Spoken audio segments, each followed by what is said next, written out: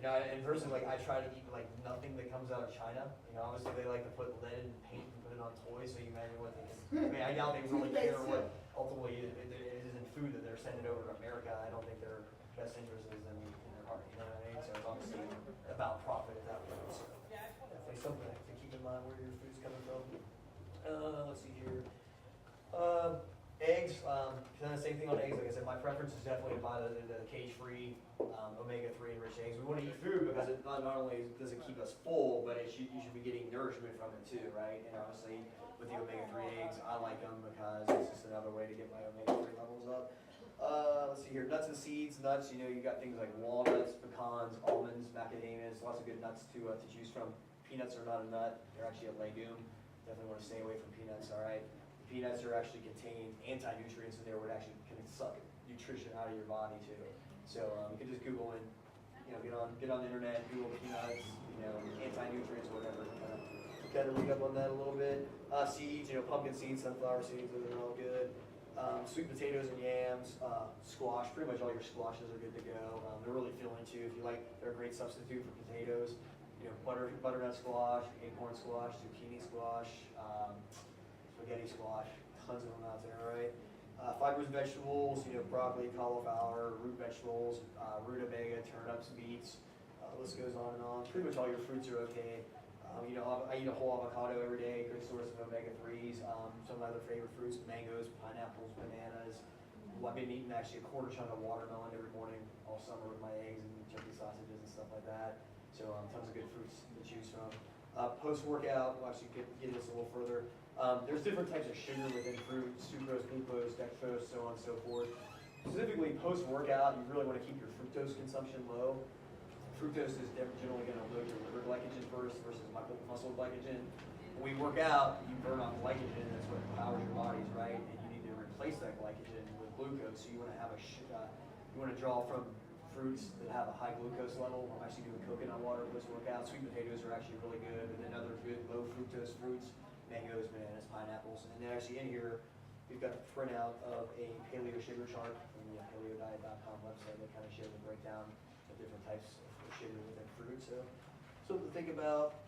Pretty much all your berries are good to go. Strawberries, blackberries, blueberries, raspberries, all good choices. Definitely no white potatoes, gold potatoes, red potatoes. In the paleo community, they're called starchy tubers. They're basically very starchy carbohydrates. They typically are a lot harder to digest than sweet potatoes too. And I notice now that I've gotten away from, I'll eat them every so often, but it's more if I go to like Outback and I want to make a potato with my steak or something like that, I'll get it as part of my cheat meal. But what I notice now when I eat them, I seem to get a little gassy after I eat it. It's basically they're just harder to digest, and that's kind of why we want to stay away from them. Another thing with the paleo diet, if you look at it in its truest form, it's actually a raw food diet. Pretty much any paleo food you should be able to eat raw. Not to say we're going to go eat a piece of raw beef, right? But really, man didn't start harnessing fire until about 250,000 years ago and started cooking, around that time. So for 250,000 years ago, freaking eating raw food, going out and hunting something, ripping it open, eating it raw right there, grabbing fruit off the tree, roots out of the ground, and eating it where you cannot eat a raw potato without getting sick from it. So pretty much all your true paleo foods can be consumed raw in their basic minimalist state. Another thing to tie into, you've got true paleo foods, which are foods in their purest form. An avocado, a watermelon, a piece of meat, or a coconut, and then you have paleo-friendly food products. For example, let's take every morning I'll have two of these Welshire Farms turkey or chicken sausages. It's a man-made product, but it's a paleo-friendly product. There's only about 4 or 5 ingredients in it, and all those ingredients by themselves are paleo-friendly. So there is somebody at a factory or whatever piecing that all together, but the meat that they use in there is antibiotic-free chicken or turkey, vegetarian-fed. There's some seasonings in there, a couple other paleo-friendly ingredients. So there's some people out there that are completely militant, will only eat paleo in its strictest form. It's 2011, I'm not going to be that strict. You got to live a little bit. So typically, choosing whole paleo foods by themselves and then using paleo-friendly food products, you can live and eat pretty well doing that. Coconut, tons of great coconut products. It's another good example. You take a whole coconut off a tree. That's a paleo food item in its purest form, but then you can derive coconut water, coconut milk coffee creamer, coconut milk ice cream, a lot of other paleo-friendly products from that paleo fruit or nut or whatever, you know? So you guys kind of got the gist of that? In terms of eating stuff raw, is there any benefit to eating like raw eggs over like poached or? I wouldn't eat raw eggs just because of salmonella and potential bacteria. Same thing with meat too. If you knew it was absolutely pure, they say that cooking does break down some of the nutrients and things like that. And I really try to minimize the use of a microwave for that reason too. Like if I use a microwave, it's probably never for more than a minute at a time. If I actually have to cook something, it's either going on the grill or an oven to bake or whatever. So, but yeah, they say, I haven't obviously tested myself, but definitely have heard through a variety of sources that cooking food, especially overcooking it, can really break down the nutrients and all that. And, talking about pasteurization, everybody's familiar with what that is. Basically, like if you go buy orange juice or even coconut water too, like it's pasteurized. There's a pasteurization process which kind of goes and sterilizes and kills all the bacteria, but it's actually killing off a lot of the nutrients in whatever it is that's being pasteurized. You take, for instance, milk, right? In Europe, I don't think they're required by law to pasteurize their milk. So I've heard about people in Europe, they can go drink a glass of milk and they're fine because it contains all the unaltered enzymes in there. But in America, everything's pasteurized. Like I'm lactose intolerant myself. I can't drink milk or I'll get really sick. And basically what happens is the pasteurization process destroys lactase and all the other vital enzymes in there and basically prevents your body from being able to break down the milk. So it's kind of good because it prevents bacteria and disease, but at the same time it can decrease the nutritional value of food too. So, any other questions on that?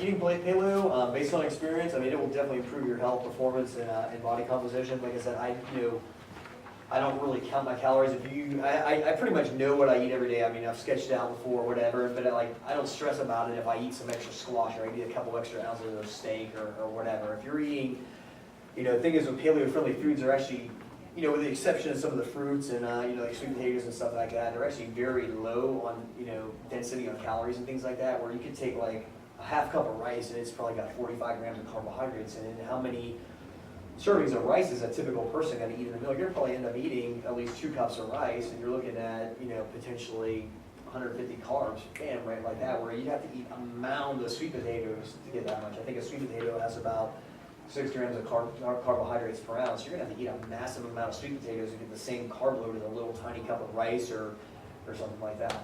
So it's very high in nutrients, low in the calories. All right. Let's see here. Kind of already talked about the meat sources and all that stuff, fish sources. Seasonings, pretty much things like pepper, garlic, cumin, paprika, cinnamon are some of my favorite ones. Oils, coconut oil, olive oil, almond oil to cook with, walnut oil, things like that. Everybody asks about salt. I think natural sea salt's fine and used in moderation. Obviously, especially with the summer as being at 100 degrees and as hot as it's been. If you're eating, paleo, pretty much strict paleo, it's actually a naturally very low sodium diet.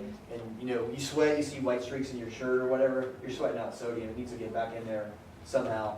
I think, with just CrossFit during the week, probably not a big deal, but if you're going out on the weekend, hitting a long trail run, 30, 40 minutes, an hour plus, whatever, probably need to throw some sea salt in your food, especially during the summer. Kind of what I've been doing lately, actually. I just put a little sea salt in my watermelon when I have that in the morning, and it kind of just gets me where I need to be. But if you feel yourself, you're cramping up and everything like that, more likely you're probably depleted on sodium if you've been eating paleo versus anything else. Everyone wants to eat a banana, plenty of potassium there, but there's really no sodium there at all, so you really want to watch your salt intake. All right. Eating for specific goals, it's kind of, everybody, especially going out, the people who just had their body fat testing. I know like on the last paleo challenge that we did, seen a lot of people lose a lot of body fat. We've seen a lot of people burn off a shitload of muscle too in the process. And basically that's from not eating enough protein. All right, so a couple of weeks ago I kind of threw out a number like every girl in here should be eating at least 100 grams of protein a day. Every guy should be eating at least a minimum of 150 grams of protein per day. And that's a good baseline, but to kind of give you guys a more accurate number, what I would recommend if you just got your body fat tested at a minimum baseline just for maintenance, if you're coming in here and hitting it hard 3 to 5 days a week, would be 1 gram of protein per pound of lean body weight. So let's say you were a 125 pound female, right? And you're at 20% body fat, so you got 25 pounds of body fat on you. See how I got that calculation? 10% would be 12.5 pounds, double that to 20. Subtract that off. That person should be having a minimum of 100 grams of protein per day. If I got a 200-pound guy who's at 20% body fat, he's carrying around 40 pounds of body fat, he at a minimum should be having 160 grams of protein per day. All right, that's just a rough number, very general number off the top of my head as a baseline to not burn muscle off. All right, and obviously the more muscle you have, the more calories it's going to take to sustain that muscle, the more fat you burn, things like that. All right, it just kind of all comes together. That's like I said, a minimum baseline just for maintenance in here. If you want to put muscle on, then you need to increase that, whether it's 1.25 to 1.5 grams a pound per plain body weight, and possibly even up more from there. Somebody, I think Casey, you had asked about how much protein is too much. It needs to be excessive. Unless you're doing like 3 shakes a day and 3 big meals a day, you're probably not going to get there anyway. And then really like the immediate effect will be some stress on your liver and kidneys. But kind of give you like some of my background. For 10 years, I kind of went through a whole meathead bodybuilding phase, probably from the time, I would say probably 94 when I got out of the Army the first time, got to the US, started really getting into lifting weights. For 10 years, like, I want to be a big bodybuilder or whatever, right? And I was actually weighing probably about 20 pounds heavier than I was now. I was usually riding up around 190. I was actually eating about 300 grams of protein per day. I was doing 6 meals a day. I was doing 3 solids and 3 shakes, alternating back and forth, about 50 grams of protein per meal. And I never had a problem with protein toxicity. I used to get blood work done periodically, and that was never